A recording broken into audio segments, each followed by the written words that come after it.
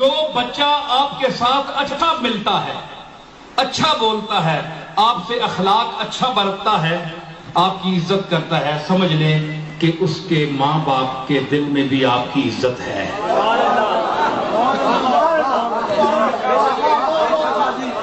اور جو آپ سے نفرت کرتا ہے، چلاکی کرتا ہے، نفرت کی بات کرتا ہے، چکر چلاتا ہے، سمجھیں کہ اس کے ماں باپ بھی آپ سے ٹھیک نہیں ہے، کیونکہ ان کو چولہے پر گھر میں وہ درس ملتا ہے، بچے سنتے ہیں ماں باپ سے کہ تم نے کس کے ساتھ کیا سلوک کرنا ہے۔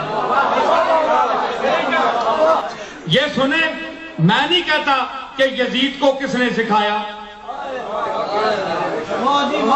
ظاہر ہے کہ ماں باپ نے ہی سکھایا ہوگا نا۔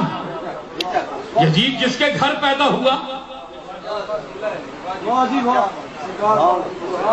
تو بچپن سے اگر حب رسول کا درس دیا جاتا،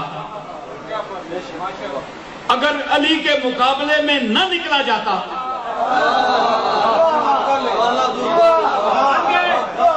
اگر گستاخانہ قدم نہ اٹھایا جاتا، تو کتنی اچھی بات رہتی۔